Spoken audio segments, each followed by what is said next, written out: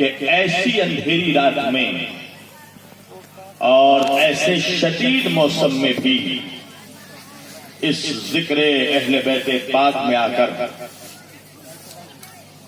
برائے ایصال ثواب چہلم آپ لوگوں کا ایسے کثیر مجمع کے تحت اس فرش پر آ کر بیٹھنا اس بات کا اعلان کر رہا ہے کہ جو موسموں پہ حکومت کرے اسے علی کہتے ہیں.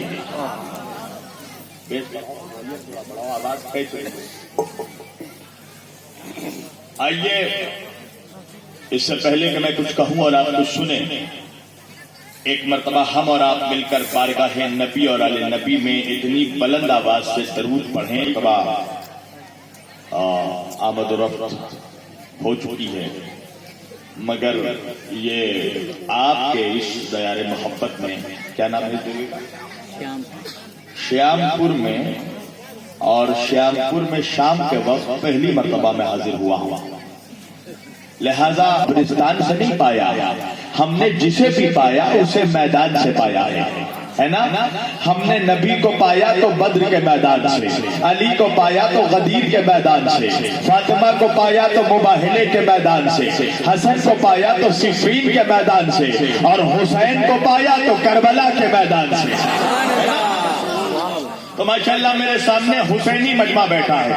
ہاں اس لیے کیونکہ ہم نے جسے بھی مانا اسے مردہ نہیں مانا ہے نا، لہذا ہم مردوں کے بیچ گفتگو بھی نہیں کرتے ہیں. وجہ یہ ہے کہ درود زندہ ہے. اب مجھے ان 4 مصروں سے سمجھ میں آ جائے گا شام پور والوں کہ میرے سامنے جو یہ اتنا بڑا مجمع بیٹھا ہے یہ کربلائی مجمع ہے یا ہربلائی مجمع ہے. 4 مصروں سے. ہاں باورچی کو ضرورت نہیں ہے کہ وہ دیگ میں ہاتھ ڈالے، وہ فقط ایک چاول لیتا ہے اور سمجھ جاتا ہے دیگ کا معیار کیا ہے. تو میں 4 مصروں سے سمجھ جاؤں گا اس مجمع کا معیار کیا ہے. درود زندہ ہے، درود زندہ ہے، اپنا سلام زندہ ہے. آخری آدمی تک بولو تو میں بولوں گا، میں گونگوں کے بیچ پڑھنے کا عادی ہی نہیں ہوں. درود زندہ ہے، اپنا سلام زندہ ہے. جو آخر میں بیٹھا ہے وہ بھی سنے. درود زندہ ہے، اپنا سلام زندہ ہے، خدا کے بعد محمد کا نام زندہ ہے. سلام زندہ ہے. مجھ سے مت گھبرانا میرے بھائی، میری تقریر سے کسی مائک والے کا باکس نہیں پھٹتا، فقط منافقوں کا کلیجہ پھٹ جاتا ہے. درود زندہ ہے، اپنا سلام زندہ ہے، خدا کے بعد محمد کا نام زندہ ہے، خدا کے بعد محمد کا نام زندہ ہے. لوگ پوچھتے ہیں یہ اہل بیت کا ذکر کس لیے؟ ارے تمہارے پاس تو مردہ بھی اب نہیں کوئی، ہمیں ہے فخر ہمارا امام زندہ ہے. ابھی اب نہیں کوئی، ہمیں ہے فخر ہمارا امام زندہ ہے. لوگ کہتے ہیں نا کہ ہم امام حسین کا ذکر کیوں کرتے ہیں؟ اس لیے کہ زندہ ہے. لوگ عجیب و غریب اعتراض آتا ہے نجدی سے لے کر دیوبند تک. سب کا ایک ہی اعتراض، یہ ذکر حسین کس لیے، یہ جلوس حسین کس لیے ہے، یہ ذکر حسین کس لیے. تو کیا کرے کا قرآن پڑھ کر ان کو بخش دیجیے. سنا نا آپ نے، امام حسین کو قرآن پڑھ کر بخش دیجیے. میں نے کہا تو موم اور مسور کی دال، تو حسین کو اللہ سے بخشوائے گا؟ جس کے خون کے قطرے کے صدقے میں اللہ امت کو بخشے گا. کیا بات ہے، تو اسے اللہ سے بخشوائے گا. اچھا بخشا کس کو جاتا ہے؟ آج یہ چہلم ہے نا، قرآن خوانی بھی ہوئی ہوگی، تو قرآن پڑھ کے کس کو بخشا جاتا ہے؟ قرآن پڑھ کر اسے بخشا جاتا ہے جو مرنے کے بعد خود قرآن نہیں پڑھ سکتا ہو. کیا بات ہے میرا مجمع. بھائی ہم مردوں کو قرآن پڑھ کر اس لیے بخشتے ہیں کہ اب قبر میں ان کے پاس اتنی صلاحیت نہیں ہے کہ وہ قرآن پڑھ سکے، تو قرآن اس کو پڑھ کر بخشا جاتا ہے جو قرآن نہیں پڑھ سکتا ہو. میرا حسین تو وہ ہے جس کا کٹا ہوا سر بھی نیزے پر قرآن کی تلاوت کرتا ہے. کہ جو نو کے میدہ پر بھی تلاوت قرآن کرتا ہے گھوم رہا ہے ہو کر ایک کھلنا کیا کہا یزید کو رضی اللہ کہہ دیا ہے نا بھائی اصل میں دیکھیے وجہ ہے امام کربلا کے بعد صرف امام حسین کی ایک اولاد بچی امام زین العابدین ہے نا آج دنیا میں جتنے حسینی سادات ہیں تو یہ سب امام زین العابدین کی اولاد ہے نا تو آپ سوچئے کربلا کے بعد ایک حسینی بچے تو ایک حسینی سے اتنے حسینی تو کربلا کے بعد تو لاکھوں یزیدی بچے تو ان لاکھوں یزیدی سے کتنے یزیدی ہوں گے مگر حسین کا خوف اتنا ہے آج بھی یزید کی اولادوں کے دلوں میں کہ یزید کی اولاد بھی یہ نہیں کہہ سکتا کہ ہم یزیدی ہیں مگر ہر حسینی بیچ چوراہے پر کہتا ہے ہم حسینی ہیں بھیا اچھا تم لوگ کیوں کرتے ہو ذکر حسین یا تو ذکر حسین وہ کرتا ہے جس کا شجرہ حسین سے ملتا ہو جو اولاد حسین ہو یا تو پھر ذکر حسین وہ کرتا ہے جس کا شجرہ حسین کی غلاموں سے ملتا ہو ہے نا بھائی آج کے دور میں سائنس نے اتنا ترقی کر لیا کہ اگر ڈی این اے ایک ڈراپ بلڈ اگر لے لیا جائے تو ایک ڈراپ بلڈ سے بتا دیا جاتا ہے 7 پشتوں کا پتہ لگ جاتا ہے کہ اس کی نسل کہاں سے چلی ہے اس کا شجرہ کہاں سے چلا ہے تو جب ہم حسینیوں کا بلڈ گروپ ٹیسٹ کیا جائے گا ڈی این اے ٹیسٹ کیا جائے گا تو ہمارا شجرہ یا تو امام حسین سے ملے گا یا تو غلام حسین سے ملے گا مگر جب ذاکر نائک کا ڈی این اے ٹیسٹ ہوگا تو اس کا شجرہ یا ہرملا سے ملے گا یا خولی سے ملے گا یا یزید سے ملے گا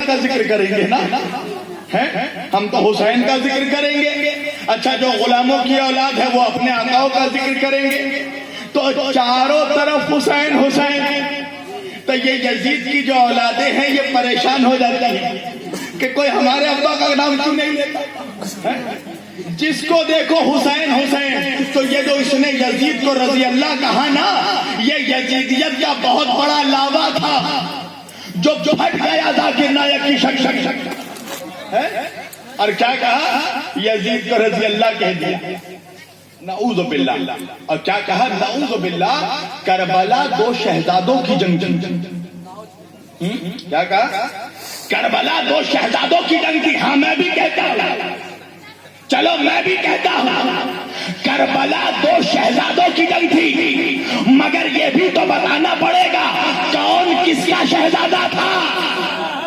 بھائی کربلا میں کیا تھا کربلا میں ایک طرف طہارت کا شہزادہ تھا ایک طرف نجاست کا شہزادہ تھا ایک طرف گندگی کا شہزادہ تھا ایک طرف گندگی کا شہزادہ تھا ایک طرف رحمت اللہ تھا ایک طرف لعنت اللہ تھا نہیں پہنچا میرا مجمع بھائی کربلا میں ایک طرف گندگی کا شہزادہ ایک طرف گندگی کا شہزادہ ایک طرف عبادت کا شہزادہ ایک طرف ہلاکت کا شہزادہ ایک طرف طہارت کا شہزادہ ایک طرف نجاست کا شہزادہ ارے ایک طرف وقت کا امام تھا دوسری طرف نطفہ حرام تھا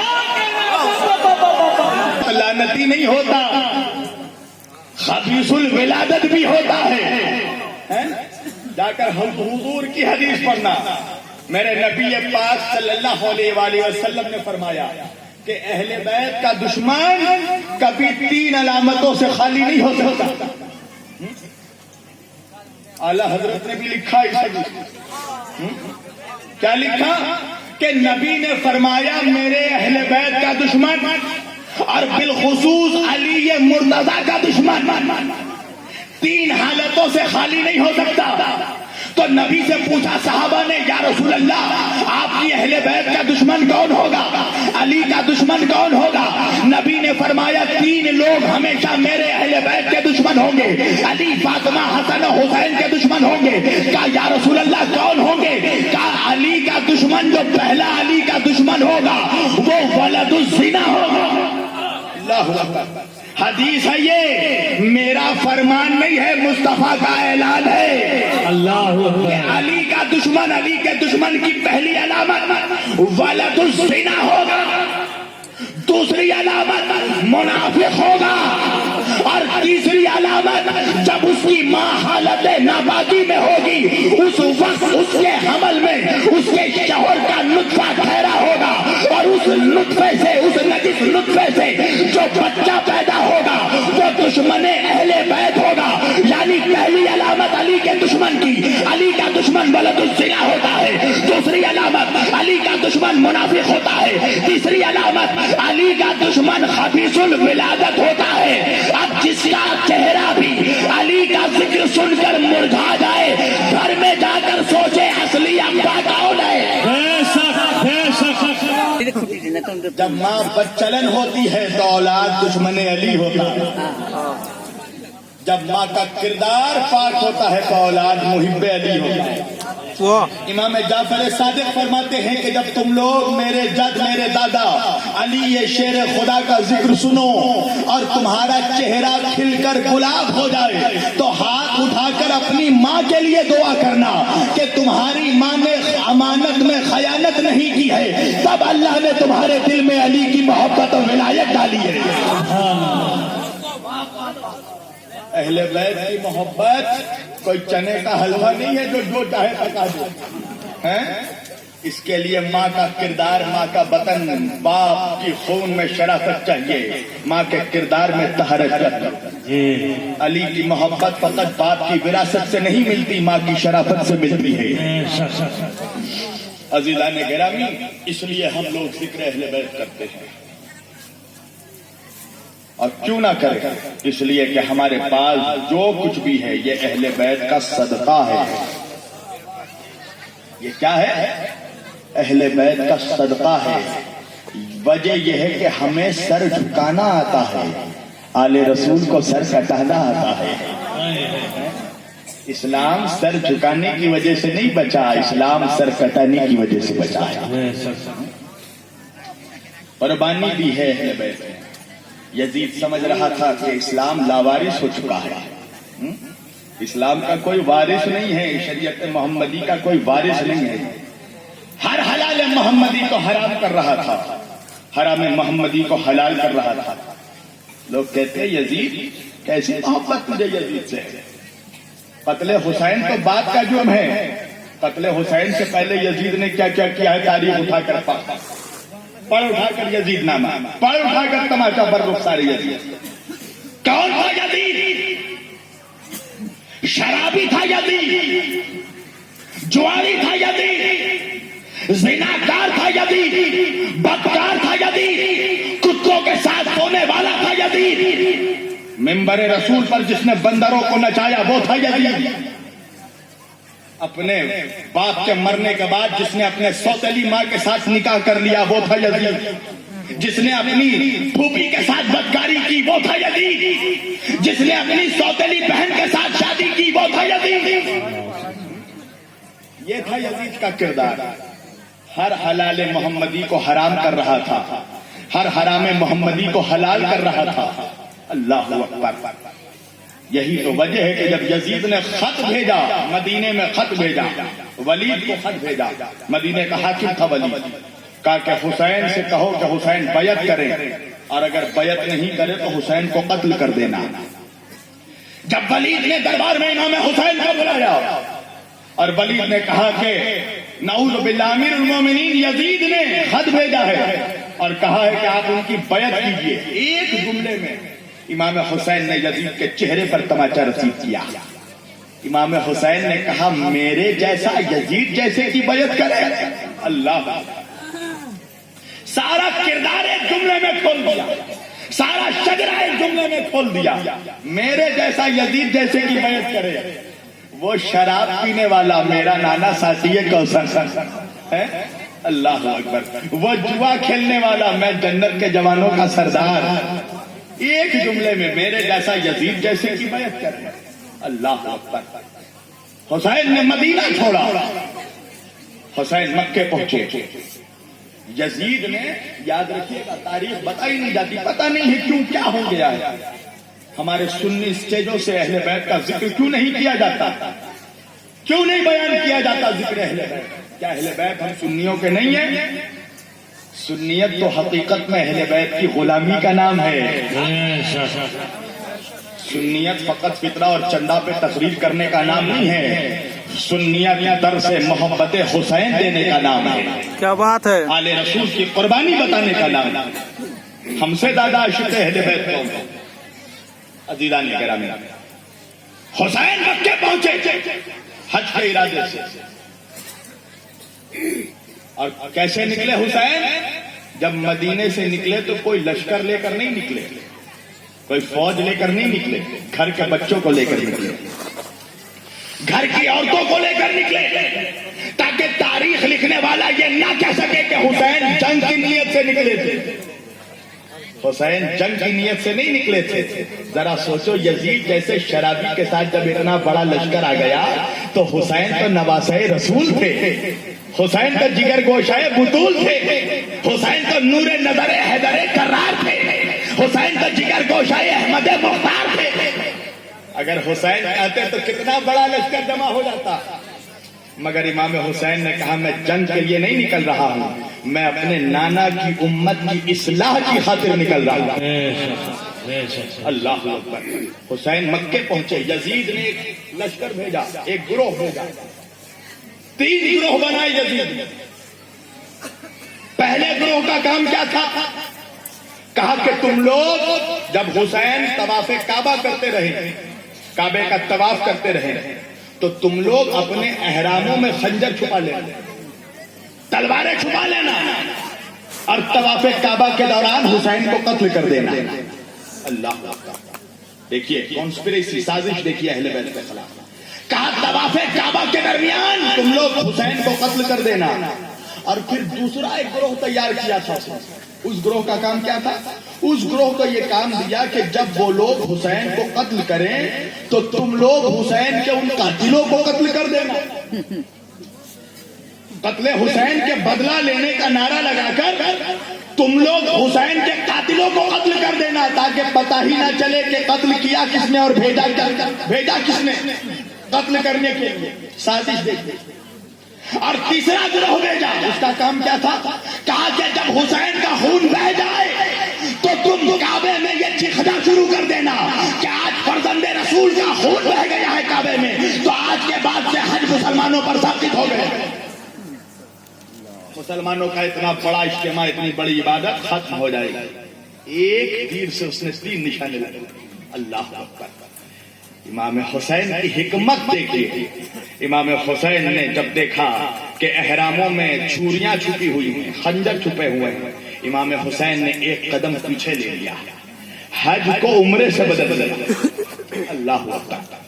اور عباس علمدار سے کہا کہ عباس، یہ لوگ اپنے احراموں میں خنجر چھپا کر آئے ہیں. اے عباس، کل میرے نانا نے بلال حبشی کو کعبے کی چھت پر چڑھایا تھا. اے عباس، آج میں تجھے کعبے کی چھت پر چڑھاتا ہوں. تکبیر، نعرہ رسالت. اللہ اکبر. پھر اس کے بعد ایک بہت بڑی تاریخ ہے. حسین مکے سے نکلے، حسین کا قافلہ کربلا میں 2 محرم کو پہنچا. قافلے کو روکا گیا، گھیرا گیا. مگر پتہ ہے یہ ساری چیزوں کے ہونے میں سب سے بڑا افسوس کا مقام کیا ہے پتہ ہے؟ حسین کو گھیرنے والا، حسین کو قتل کرنے والا کوئی کافر نہیں تھا، مسلمان تھا. سب سے افسوس کا مقام یہ ہے کہ حسین کو ان لوگوں نے قتل کیا جو ان کی نانا کا کلمہ پڑھ رہے تھے. لہذا صرف کسی کے چہرے کو، کسی کے لباس کو، کسی کی داڑھی ٹوپی کو دیکھ کر مت سمجھ لینا کہ یہ بہت بڑا علامت الطہر ہے. دیکھنا کہ دل میں عشق حسین ہے کہ نہیں. لوگوں کا معیار عشق اہل بیت سے تولنا. اللہ اکبر. وجہ یہ ہے کہ میرے نبی صلی اللہ علیہ وآلہ وسلم نے، نبی کریم، اپنی امت سے کچھ نہیں مانگا. ہم مسلمانوں سے نبی نے کچھ نہیں مانگا، فقط دیا ہے. نماز دیا، روزہ دیا، حج دیا، زکات دیا، ایمان دیا، کعبہ دیا، قبلہ دیا، شریعت دی، طریقت دی، معرفت دی، سب کچھ دیا، کچھ مانگا نہیں. ایک چیز مانگی ہے میرے نبی نے، اللہ ایک چیز مانگی میرے نبی نے. اللہ سورہ شعراء میں فرماتا ہے قُلْ لَا أَسْأَلُكُمْ عَلَيْهِ أَجْرًا إِلَّا الْمَوَدَّةَ فِي الْقُرْبَىٰ. اے میرے حبیب ان سے کہیے اگر یہ ہمیں کچھ دینا چاہتے ہیں تو اہل بیت کی محبت دے دیں. سبحان اللہ. ہمارے قرابتداروں کی محبت دے دیں، مودت دے دیں. اللہ اکبر، محبت دے دیں. یہ ہے اجرت ہے، یہ رسالت کی. نماز و روزہ و حج و زکات کی اجرت ہے. واقعہ کیا ہے؟ ایک بہت بڑا قافلہ آیا تھا سونے چاندی کے زیورات لے کر، ریشمی چادر اونٹوں میں لاد کر لائے یہ لوگ. اللہ کے رسول نے پوچھا یہ سب کیا ہے؟ کہا یا رسول اللہ آپ نے ہم کو دین دیا، شریعت دی، نماز دیا، روزہ دیا، حج دیا، زکات دیا، اسلام دیا، کعبہ دیا، قبلہ دیا، توحید دیا، رسالت دی. یا رسول اللہ آپ نے اتنی محنت کی میرے آقا، آپ کو یتیمی برداشت کرنی پڑی، اسیری برداشت کرنی پڑی، پتھر کھانے پڑے، وطن چھوڑنا پڑا، گھر چھوڑنا پڑا، آپ نے اتنی مصیبت اٹھائی. آقا ہم آپ کی محنتوں کا آپ کو اجر دینا چاہتے ہیں، اجرت دینا چاہتے ہیں، ٹیکس دینا چاہتے ہیں. جیسے ہی کہا ویسے ہی آیت آ گئی میرے حبیب ان سے کہیے کہ اگر یہ اجرت دینا چاہتے ہیں تو سونا نہ دیں، چاندی نہ دیں، ہیرے نہ دیں، موتی نہ دیں، اہل بیت کی محبت دیں. سبحان اللہ. ہمارے قرابتداروں کی مودت دے دیں، علی فاطمہ حسن و حسین کی محبت دے دیں. وہ بھی نہیں دے سکے تو کیا دے سکے گا مسلمان. اور آیت میں محبت کا لفظ نہیں ہے، مودۃ فی القربیٰ، مودت کا لفظ ہے. مودت کس کو کہتے ہیں؟ محبت اور مودت میں فرق کیا ہے؟ محبت کے سب سے بلند اسٹیج کا نام ہے مودت، محبت کے سب سے اعلیٰ مقام کا نام ہے مودت. تمہارے لیے ہلکا کر کے سمجھا دیا بھائی. فیاض بھائی مجھ سے محبت کرتے ہیں، انعام الدین بھائی مجھ سے محبت کرتے ہیں، ہے نا؟ بے شک محبت کرتے ہیں. اس جلسے میں کچھ منافقوں نے میرے اوپر حملہ کر دیا. جیسے ہی حملہ کیا انعام الدین بھائی مجھے چھوڑ کر نکل گئے، بھاگ گئے. مجھ پر حملہ ہوا، یہ مجھے چھوڑ کر بھاگ گئے. اس کا کیا مطلب ہے؟ کیا انعام الدین بھائی مجھ سے نفرت کرتے تھے؟ کہا نہیں، انعام الدین بھائی مجھ سے محبت کرتے ہیں. تو محبت کرتے ہیں تو جب میرے اوپر حملہ ہوا میری جان پر تو یہ مجھے چھوڑ کر کیوں بھاگ گئے؟ کہا مولانا وجہ یہ ہے کہ انعام الدین بھائی آپ سے محبت تو کرتے ہیں مگر آپ کی جان سے زیادہ اپنی جان سے محبت کرتے ہیں. بات پہنچ رہی ہے؟ محبت تو کرتے ہیں مگر آپ کی جان سے زیادہ اپنی جان سے محبت کرتے ہیں، لہذا جب مصیبت پڑی تو مجھے چھوڑ کر بھاگ گئے. اس کا یہ مطلب نہیں ہے کہ مجھ سے نفرت کرتے ہیں، محبت کرتے ہیں مگر میری جان سے زیادہ اپنی جان سے پیار کرتے ہیں. مودت کس کو کہتے ہیں؟ کبھی تم نے دیکھا، کبھی مچھلی کو دیکھا، مچھلی کو جب پانی سے جدا کرو گے تو مچھلی بے ہوش نہیں ہوتی، مچھلی مر جاتی ہے. اس لیے کہ مچھلی کو پانی سے اتنی محبت ہوتی ہے کہ اگر ایک لمحے کے لیے بھی پانی سے جدا ہو تو مچھلی مر جاتی ہے. ایسی محبت کو مودت کہتے ہیں. یعنی اللہ پیغام پہنچا رہا ہے کہ دیکھو اہل بیت سے فقط محبت مت کرنا، ایسی محبت کرنا کہ اگر ایک لمحے کے لیے بھی تم اہل بیت سے جدا ہو تو مر جانا. نعرہ تکبیر.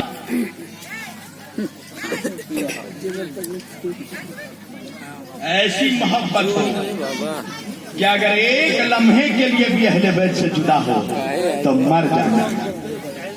اللہ یہ اجرت ہے. سب کچھ مفت میں کرو گے. مسلمانوں کا عادت ہو گئی ہر چیز فری میں لینے کی. نماز، روزہ، حج و زکات، شریعت، دین، اسلام سب کچھ فری میں لو. اچھا چھوڑو قرآن مجید. ابھی میرا بھائی پڑھ رہا تھا نا کہ حسین قرآن اور مصلی لے کر گئے، ہے نا؟ اچھا قرآن مجید کی ایک عظمت بتاؤں میں تمہیں. قرآن مجید پڑھنا، میں یہ پیغام دیتا ہوں سارے مسلمانوں کو کہ ڈیلی 2 پیج قرآن. 20 पेज 40 पेज पढ़ने को नहीं कहता फैयाज भाई, 2 पेज और अरबी टेक्स्ट नहीं। अरबी तो पढ़ना सब आपके लिए जरूर पढ़ना, मगर तुम जो जुबान जानते हो उस जुबान का ट्रांसलेशन पढ़ना, तर्जुमा पढ़ना। कुरान फकत रटने के लिए नहीं आया है, कुरान इंसानों की जिंदगी बदलने के लिए आया है। सुभान अल्लाह। हमारे यहाँ क्या होता, कुरान ताकों में उठा कर रख दिया गया है, लड़की दहेज में लेके आई, उठा कर ताक में रख दिया गया, और कुरान कब निकाला गया, बोले बुढ़िया मर नहीं रही है तो निकाल के सूरह यासीन पढ़कर फूको। अबे कुरान किसी को मारने के लिए नहीं आया है, कुरान मुर्दा दिलों को जिंदगी देने के लिए आया है। 2 पेज पढ़ो, फिर देखो घर का माहौल कैसे चेंज होता है, सोसाइटी कैसे चेंज होता है, खानवादा कैसे चेंज होता है, घर का कल्चर कैसे चेंज होता है। तुम देखना, जरा पढ़ो तो सही। सुबह उठते हो, आज क्या है मामला, सुबह जैसे ही नौजवान की आंख खुली, चाहे लड़का हो लड़की हो, पहले देखेंगे व्हाट्सएप में मैसेज किया, लड़की है तो हजरत ने मैसेज किया, और लड़का है तो बेगम ने मैसेज किया। बेगम का मैसेज पढ़ सकते हो, हसरत का मैसेज पढ़ सकती हो, अल्लाह का मैसेज नहीं पढ़ोगी। अल्लाह तुम्हें क्या मैसेज दे रहा है, जिंदगी के हर मोड़ पर अल्लाह ने तुम्हें एक मैसेज दिया है। पढ़कर तो देखो कि खुदा का मैसेज क्या है, फिर देखो खुदा तुम्हें क्या अता करता है, उसका मैसेज तो पढ़ो कम अज कम।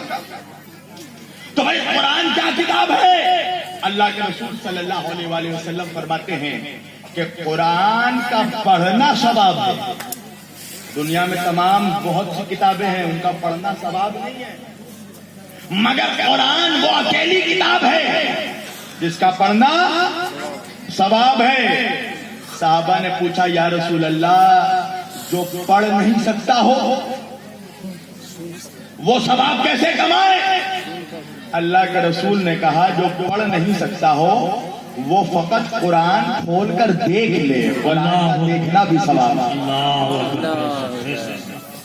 अगर पढ़ नहीं सकता, जाहिल है, अंगूठा छाप है, तो फकत खोल कर देख ले, कुरान का देखना भी सवाब है। साहबा ने पूछा, या रसूल अल्लाह, अगर किसी की आंखें सलामत ना हो, देख नहीं सकता हो तो क्या करे? कहा, जब कुरान की तिलावत हो तो सुन ले, कुरान का सुनना भी सवाब है। तो कुरान कौन सी किताब? कहा, जिसका पढ़ना भी सवाब, देखना भी सवाब, सुनना भी सवाब। अब जैसे ही मैंने ये हदीस पढ़ी, मेरे भी दिल में ख्याल आया कि चलो थोड़ा सवाब हम भी कमाएं। मैं गया कुतुब खाने में, बुक स्टॉल में गया कुरान हदिया करवाने। जब कुतुब खाने में गया तो देखा एक बहुत लंबी भीड़ खड़ी है, बहुत लंबा मजमा खड़ा है। अब मेरे पास ज्यादा टाइम नहीं था, क्या करूं? मैं उस भीड़ में चुपके से दाखिल हो गया, और दाखिल होने के बाद मैंने कुरान उठाया, सीने से लगाया, घर में लेकर आ गया, और घर में लाने के बाद अब खूब मैं कुरान पढ़ने लगा और खोल खोल कर देखने लगा, घर वालों को पढ़ाकर कुरान सुनने भी लगा। इंसाफ से बताओ मुसलमानों, क्या मुझे सवाब मिलेगा? देखिए चाचा पहले बोल दिए माशाल्लाह, मुझे सवाब नहीं मिलेगा। मैं पढ़ रहा हूं तो भी सवाब नहीं मिल रहा, देख रहा हूं तो भी सवाब नहीं मिल रहा, सुन रहा हूं तो भी सवाब नहीं मिल रहा। मैंने कहा, भाई ये कौन सी बात है? नबी ने तो फरमाया कि कुरान का पढ़ना भी सवाब, देखना भी सवाब, सुनना भी सवाब, तो ये सवाब मुझे क्यों नहीं मिल रहा है? तो मजमे से लोग आवाज देंगे, मौलाना वजह यह है कि आपको सवाब इसलिए नहीं मिल रहा है क्योंकि आप कुरान चोरी करके लाए हैं। क्या मतलब? कहा, आप कुरान तो लाए हैं मगर कुरान की उजरत नहीं दी है। तो जब तक उजरत नहीं दीजिएगा, आपका शुमार कारियों में नहीं होगा, चोरों में होगा। तो अल्लाह कुरान में फरमा रहा है, ये नमाज, ये रोजा, ये हज, ये ज़कात, ये इबादत, ये शरीयत, ये रिसालत, ये दीन, इसकी उजरत है अहले बैत की मोहब्बत। अगर बगैर अहले बैत की मोहब्बत के नमाज पढ़कर कयामत में जाएगा तो तेरा शुमार नमाजियों में नहीं, उम्मत के चोरों में होगा। सुभान अल्लाह। मोहब्बत करो। अल्लाह के रसूल सल्लल्लाहु अलैहि वसल्लम फरमाते हैं, मन माता अला हुब्बे आले मुहम्मदिन माता शहीदा माता मक़बूरा। جو میری اولاد کی محبت میں مرا، نبی نے فرمایا ماتا شہیدہ، وہ شہید مرا۔ اللہ قرآن کہتا ہے شہید زندہ ہے۔ اب مت پوچھنا کہ ہم اہل بیت کی بارگاہوں میں کیوں جاتے ہیں۔ ابے جب ان کا چاہنے والا نہیں مرتا تو اہل بیت کب سے مردہ ہوں گے؟ نعوذ باللہ۔ یہ کل بھی زندہ تھے، آج بھی زندہ ہے، قیامت تک زندہ رہیں گے۔ من مات علی حب آل محمد مات شہیدہ مات مغفورا۔ اللہ اکبر، کیا فرما دیا میرے آقا نے۔ فرماتے ہیں کہ جو میری اولاد کی محبت میں مرا ماتا مغفورا، ایسے مرا کہ مرنے سے پہلے اس کی مغفرت ہو گئی۔ اللہ اللہ اکبر، مرنے سے پہلے اس کی بخشش ہو گئی۔ یہ محبت اہل بیت کا اثر ہے۔ اہل بیت کی وفاداری کرنا مسلمان، اہل بیت سے غداری کر کے اگر گئے تو کوئی اعمال کچھ کام نہیں آنے والا۔ یہ سارے اعمال، امام شافعی رحمت اللہ فرماتے ہیں اہل بیت نبی آپ کی عظمت کے لیے تو یہی کافی ہے کہ کسی نمازی کی اس وقت تک نماز قبول نہیں ہوتی جب تک وہ آپ پر درود نہ پڑھ دے۔ نماز میں صرف مصطفیٰ پر درود نہیں ہے، نماز میں مصطفیٰ کی آل پاک پر بھی درود ہے۔ فقط نبی نبی کرو گے اور علی علی سے بغض رکھو گے تو جنت نہیں ملنے والی۔ اس لیے کہ نبی نبی کرنے سے پہلے حسین حسین کرنا پڑے گا۔ اس لیے کہ جب نواسے سے محبت نہیں ہوگی تو نانا کا وفادار بھی نہیں ہو سکتا۔ تو سوچے گا حسین کو بائی پاس کر کے سیدھا مدینہ چلا جائے، کربلا کو بائی پاس کر کے مدینہ چلا جائے تو مدینہ تیرے باپ کا ہے، مدینہ حسین کے نانا کا ہے، مدینہ فاطمہ کے بابا کا ہے۔ اللہ اکبر، کوئی یہ وفا کی نشانی نہیں ہے۔ یقین ہے مجھے بدگمانی نہیں ہے، یقین ہے مجھے بدگمانی نہیں ہے، تو نانا کے عاشق نواسے کے دشمن کہیں سے بھی تو خاندانی نہیں ہے۔ مصطفیٰ اور بغض حسین ایک ساتھ نہیں رہ سکتا۔ اگر نانا کے وفادار بننا ہے تو نواسے کا وفادار بن۔ اللہ اکبر، کیا محبت تھی نواسوں سے۔ رسول اللہ نے فرمایا الحسن والحسین سیدائی شباب اہل الجنہ، میرے دونوں نواسے حسن اور حسین جنت کے نوجوانوں کے سردار ہیں۔ صاحب سر شہادتین علامہ شاہ ولی اللہ محدث دہلوی رحمت اللہ فرماتے ہیں کہ حضور صلی اللہ علیہ وآلہ وسلم کی سنت تھی کہ امام حسن و حسین کو فقط چومتے نہیں تھے، حسن و حسین کے بدن کو سونگھتے تھے۔ اللہ اکبر، حسن و حسین کے بدن کو سونگھتے تھے۔ صحابہ نے پوچھا میرے آقا یہ چومنا تو سمجھ میں آتا ہے، یہ سونگنا سمجھ میں نہیں آتا، کہ آپ حسن و حسین کے بدن کو سونگتے کیوں ہیں؟ تو میرے آقا نے فرمایا میرے صحابہ تمہیں نہیں معلوم، الحسن والحسین سیدائی شباب اہل الجنہ، یہ میرے دونوں نواسے جنت کے سردار ہیں۔ میں ان کے جسموں کو نہیں سونگتا، جنت کی خوشبو کو سونگتا ہوں۔ سبحان اللہ، میں ان کے بدن کو نہیں سونگتا، جنت کی خوشبو کو سونگتا ہوں۔ یہ جنت کے جوانوں کے سردار ہیں۔ ایک جگہ میں نے یہ حدیث پڑھی، ایک بڑے میاں غصہ ہو گئے، بولے تو ہم لوگ بڈھوں کا سردار کون ہوگا؟ میں نے کہا جنت میں کوئی بڈھا ہوگا ہی نہیں۔ اور غصہ ہو گئے، بولے تو ہم لوگ جنت نہیں جائیں گے۔ ہم نے کہا ارے چچا عقیدہ صحیح کر لیجئے، اللہ جب یوسف کے صدقے میں زلیخا کو جوانی دے سکتا ہے تو مصطفیٰ کے صدقے میں امت کے بوڑھوں کو جوانی نہیں دے گا۔ جنت میں سب ایک عمر کے ہوں گے، سب نوجوان ہوں گے، اور نبی نے فرمایا الحسن والحسین سیدائی شباب اہل الجنہ، تمام نوجوانوں کے سردار۔ حسن و حسین کا مقابلہ تو کسی سے ہو ہی نہیں سکتا، چاہے جتنا بڑا سے بڑا ولی آ جائے، بڑا سے بڑا امام آ جائے، بڑے سے بڑا مفتی آ جائے، عالم آ جائے، حسنین کے دھول کی برابری نہیں کر سکتا۔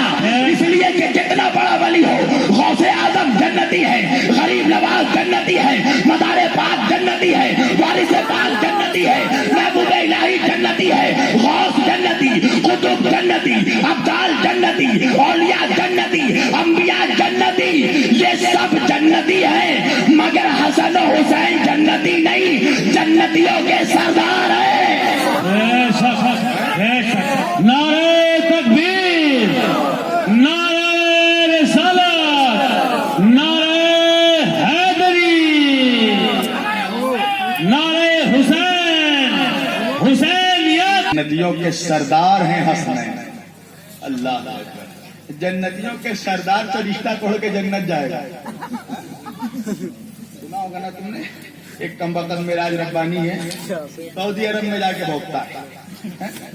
نعوذ باللہ، جس نے سورہ رحمان کا اتنا غلط اس نے تفسیر بیان کی، اللہ کی لعنت ہو اس پر۔ حوروں کا ذکر اتنے غلط طریقے سے کیا ہے، اللہ کی لعنت ہو اس پر، جو اہل بیت کے شان میں اور اللہ کی آیتوں کا اس طرح مذاق اڑاتے ہیں۔ جنت جائے گا بولے 70 حور ملے گی، حور ملے گی۔ جنت کے سرداروں سے غداری کر کے تو سوچتا ہے تجھے جنت مل جائے گی؟ جنت تیرے باپ کی نہیں ہے، جنت حسن و حسین کی ہے۔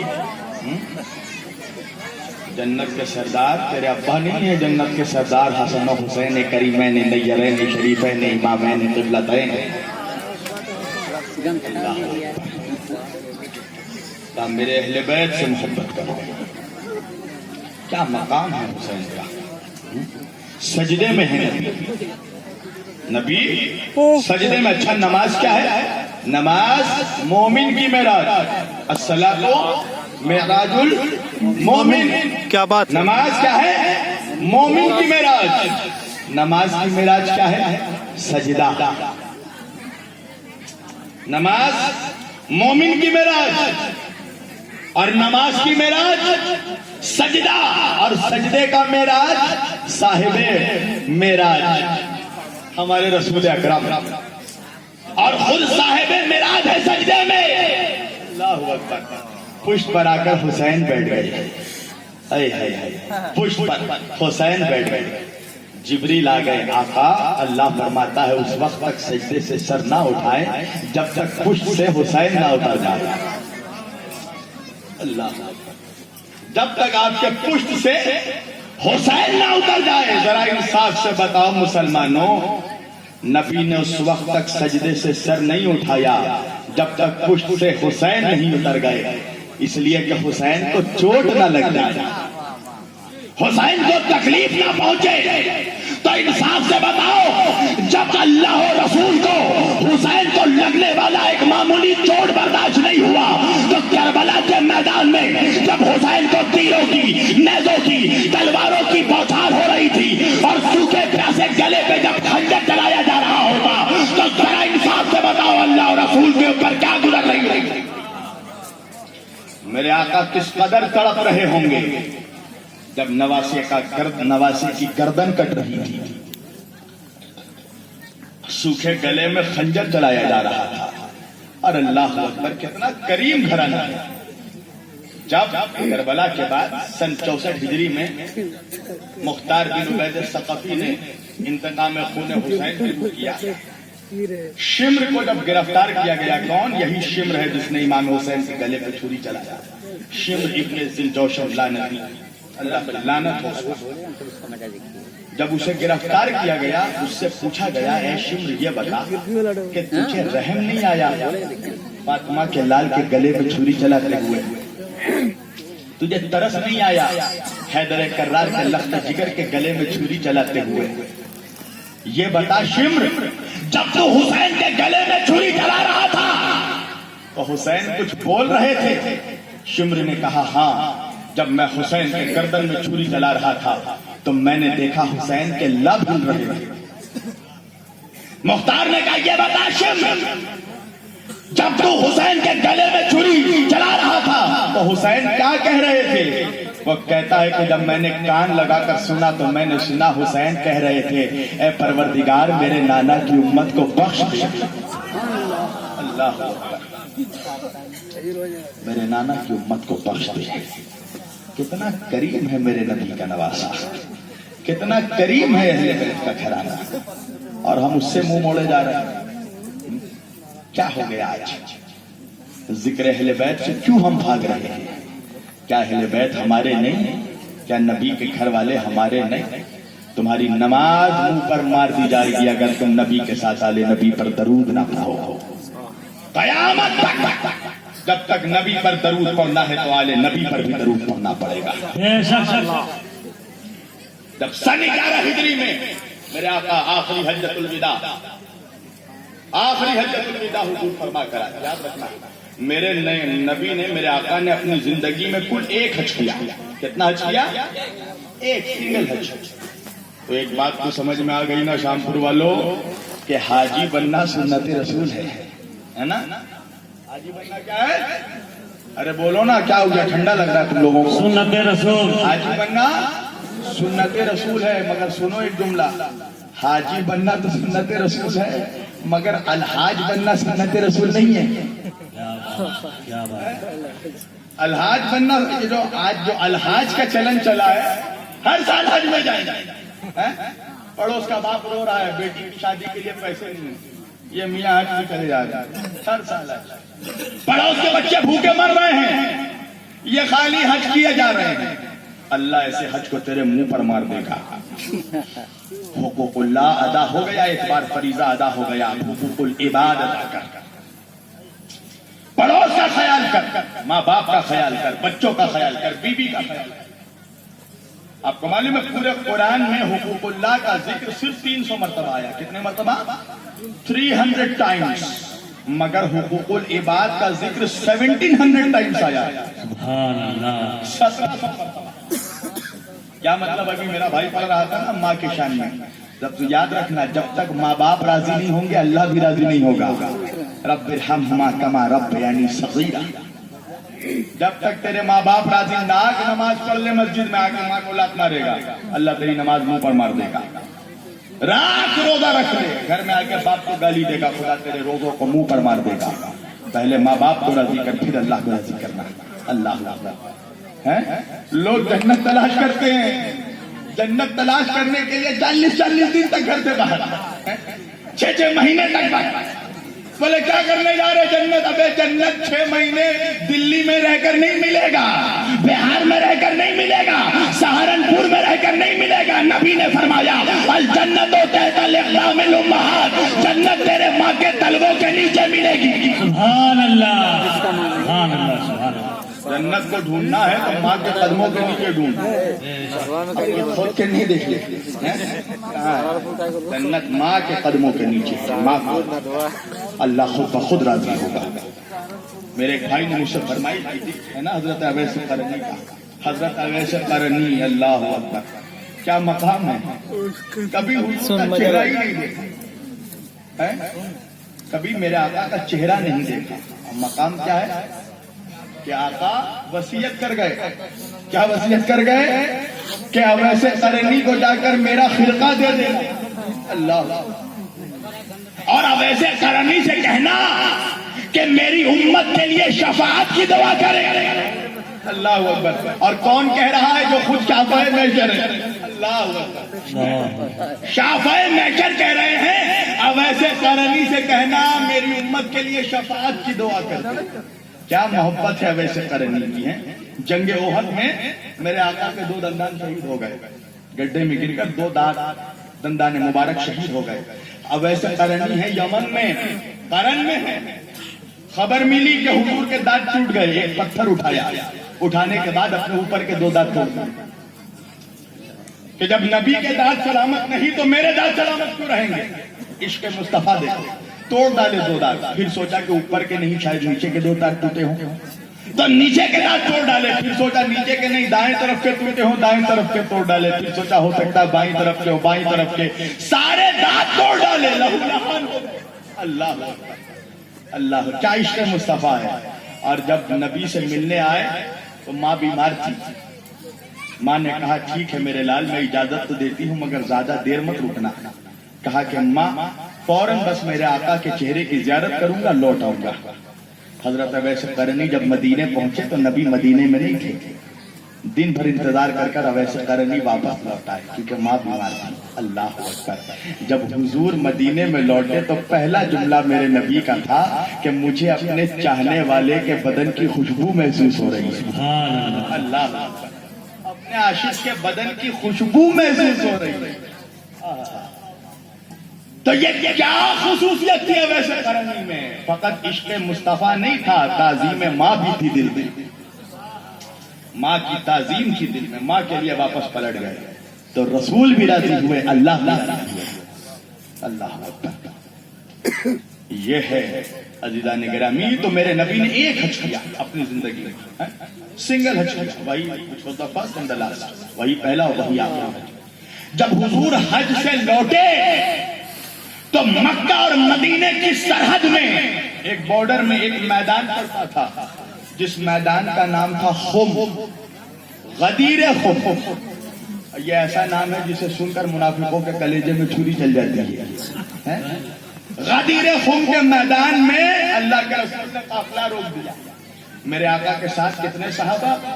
1,26,000 companions of Prophet Muhammad, the great of Arabia and his family and his companions. 1,26,000 सहाबा, 7 लाख सहाबा रिज़वानुल्लाह ताला अजमईन का मजमा। काफिला रोक दिया मेरे नबी। मिंबर तैयार किया, ऊंट के तजावो का मिंबर। और उसके बाद मेरे नबी ने एक बहुत फसीह बलीग खुतबा दिया। सियासतदान और कुतुब अहले सुन्नत में कसरत से मौजूद है। अगर वो खुतबा बयान करने लगूं तो फजर की नमाज भी स्टेज में पढ़ना पड़ेगी। उसका आखिरी पैराग्राफ मैं तुम्हें सुनाता हूं इस हदीस का। आखिर में मेरे आका ने फरमाया कि मेरे सहाबा वो वक्त करीब है कि जब मैं अपने रब से मुलाकात को लौट जाऊंगा। सहाबा कराम के आंखों से आंसू छलक पड़े। इश्क मुस्तफा आंसू बनकर निकल पड़ा, छलक पड़ा। कहा, आका आप जा रहे हैं, आका हमें तन्हा छोड़े जा रहे हैं, आका हम आपके बाद किसका दामन थामेंगे? आका हम आपके बाद किसका दामन पकड़ेंगे? सियासत के अलावा सिर्फ कंजुल उम्माल में 16 मरतबा इसको लिखा गया। अल्लाह।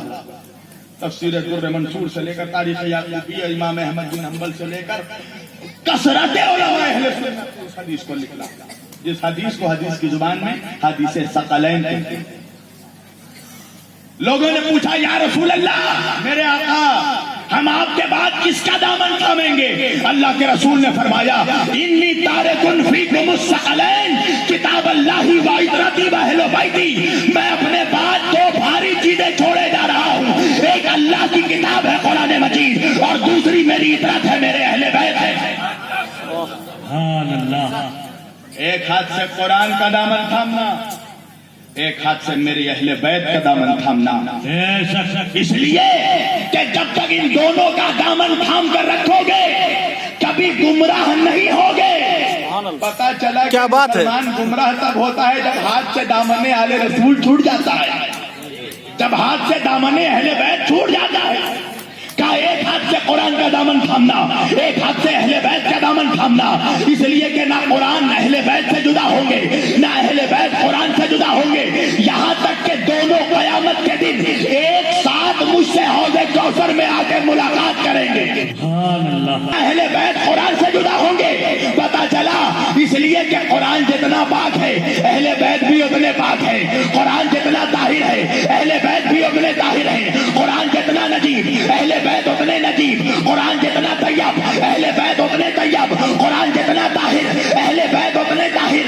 जो कुरान की अजमत वही अहले बैत की अजमत, जो कुरान का मकाम वही अहले बैत का मकाम, जो कुरान की फजीलत वही अहले बैत की फजीलत, जो कुरान की शान वही अहले बैत की शान।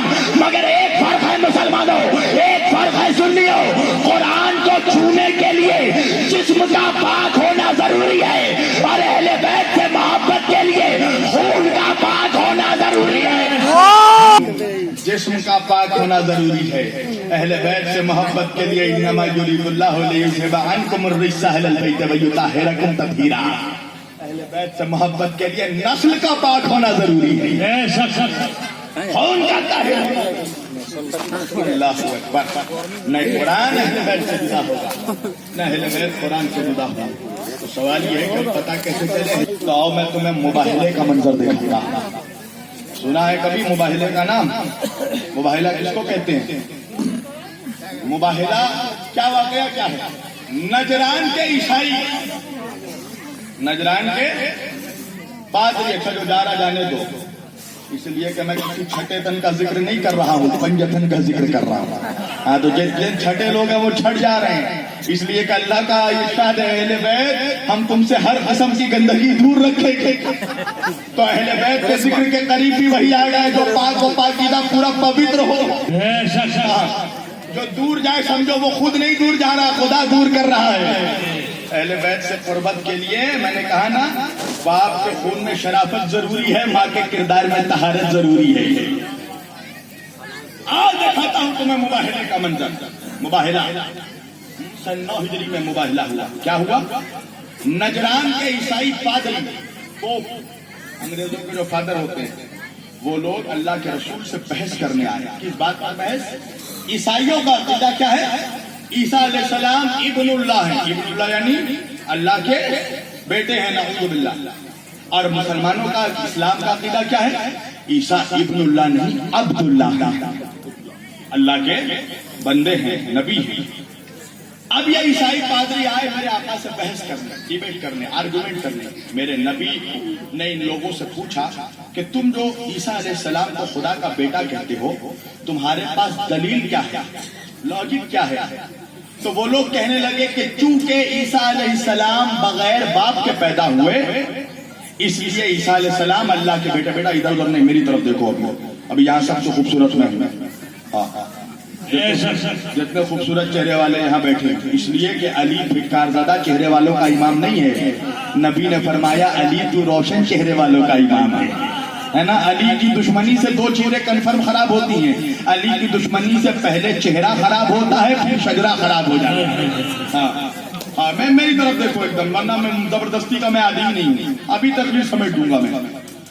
آئے نبی کے پاس، نبی نے کہا تم جو عیسیٰ علیہ السلام کو اللہ کا بیٹا کہتے ہو، دلیل کیا ہے؟ بولے کہ عیسیٰ علیہ السلام کے کوئی باپ نہیں تھے، بغیر باپ کے پیدا ہوئے، لہذا وہ اللہ کے بیٹے ہیں. میرے نبی نے کہا کہ اگر اس دلیل پر تم عیسیٰ علیہ السلام کو اللہ کا بیٹا مانتے ہو کہ بغیر باپ کے پیدا ہوئے، تو تمہیں چاہیے کہ عیسیٰ سے پہلے آدم علیہ السلام کو اللہ کا بیٹا مانو، اس لیے کہ وہ تو بغیر باپ کے اور بغیر ماں کے پیدا ہوئے. مگر کہتے ہیں نا، جو ضدی ہو جاتا ہے وہ کسی کی نہیں سنتا. آج بھی ہمارے درمیان ایک سے ایک ضدی ہیں. کہتے ہیں جو سو کر ہے اس کے آنکھوں میں تھوڑا پانی آپ چھڑکیں گے وہ جاگ جائے گا، مگر جو کم بخت مٹیا کے لیٹا ہوا ہے تو اس کے کمر میں لاہت پہ لال ماری نہیں جاگنے والا. جو ضدی ہے اس سے حجت نہیں کر پائیے گا. وہ کوئی قرآن کوئی حدیث کچھ نہیں مانے گا. ضدی ہے، بس میں ہی صحیح ہوں. وہ سمجھ گیا اب میں ہی وقت کا شبلی نمائندہ ہوں، اور کوئی کچھ کہے مجھے اس سے مطلب نہیں، میں ہی صحیح ہوں.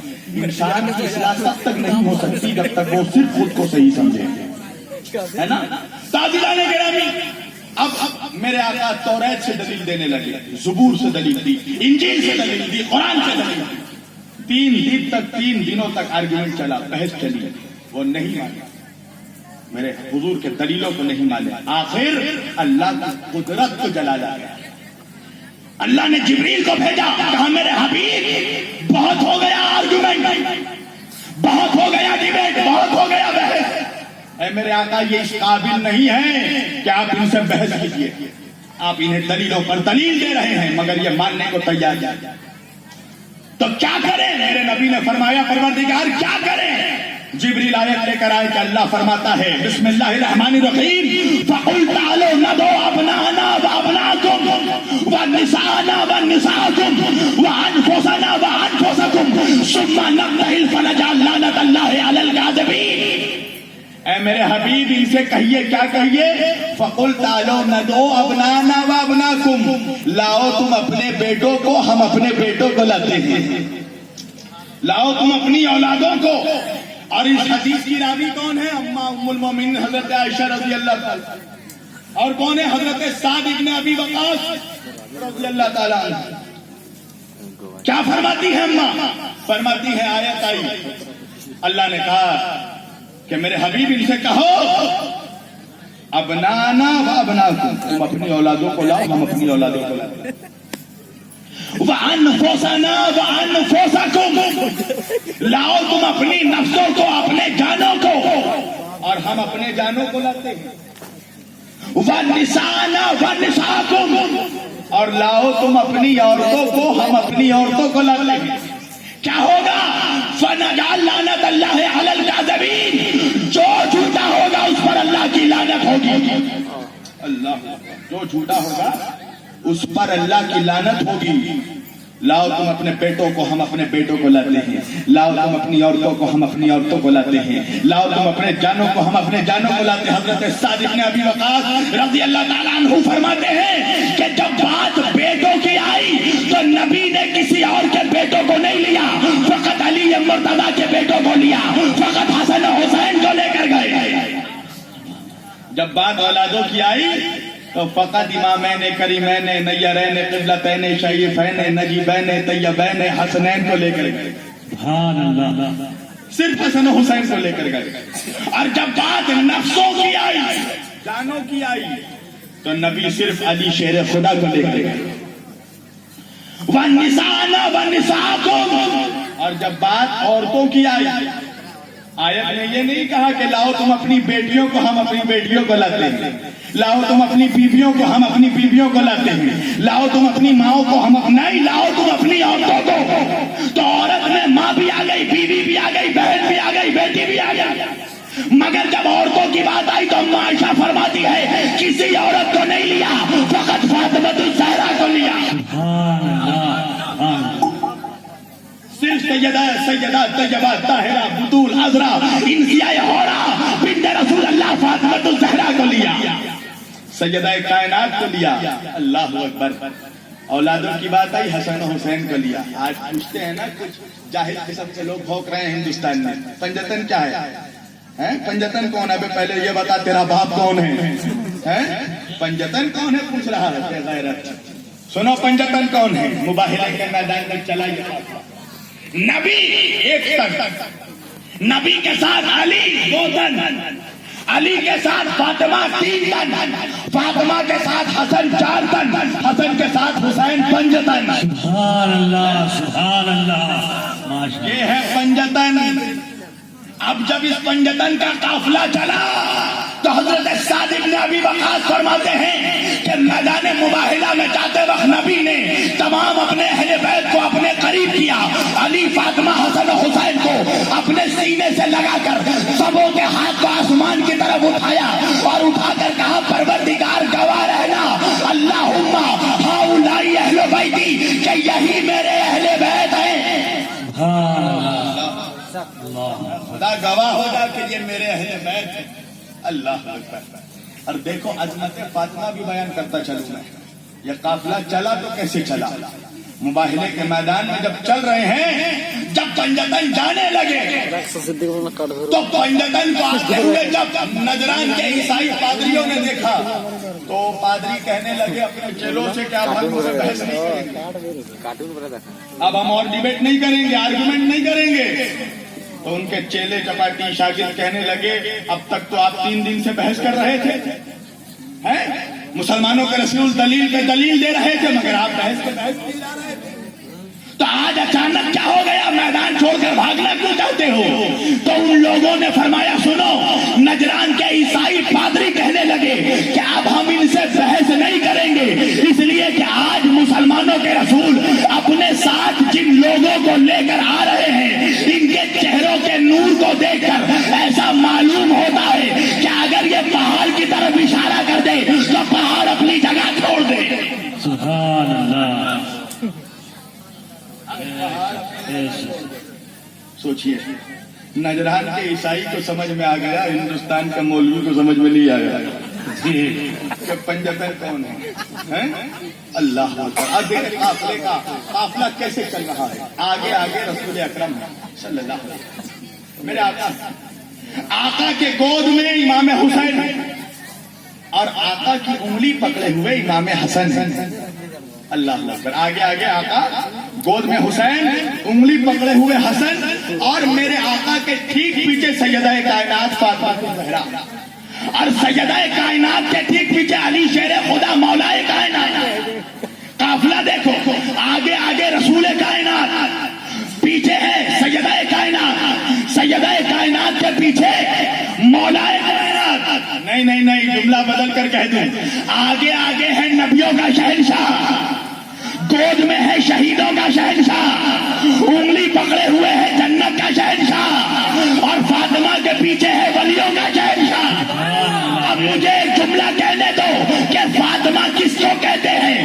ارے فاطمہ اس عورت کا نام ہے, اس بیوی کا نام ہے کہ جس کے گرد رسالت کا, نبوت کا, ولایت کا, شہادت کا, جنت کا پہرا ہو, اسے فاطمہ کہتے ہیں.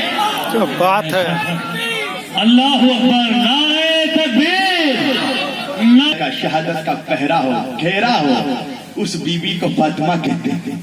اور مقام فاطمہ دیکھو, آگے آگے نبی جا رہے ہیں. میرے آقا کا ایک معجزہ تھا, میرے آقا جب زمین پر چلتے تھے اور خاص طور سے سخت زمینوں پر, چٹانوں پر, تو میرے آقا کے نقش قدم پڑ جاتے تھے. آج بھی جو نقش قدم رسول اللہ ملتا ہے وہ اسی دور کی یادگار ہے. تو آگے آگے نبی, اب دیکھو منظر دیکھو, فاطمہ کی عظمت کو سمجھنا. آگے آگے نبی چل رہے ہیں, اب نبی نے رکھا زمین پر اپنا قدم, اور جیسے ہی میرے آقا نے زمین سے اٹھایا اپنا قدم, زمین پر پڑے میرے آقا کے نقش قدم. اب جیسے ہی زمین پر پڑے میرے آقا کے نقش قدم, اسی نقش قدم پر فاطمہ نے رکھا اپنا قدم, اور جیسے ہی فاطمہ نے اٹھایا اپنا قدم, زمین پر پڑے سیدہ کے نقش قدم, اسی نقش قدم پر علی نے رکھ دیا اپنا قدم, اور رکھ کر نقش فاطمہ کو مٹا دیا, تاکہ سورج بھی اپنی کھلی آنکھوں سے فاطمہ کے قدموں کے نقش کو بھی نہ دیکھ سکے.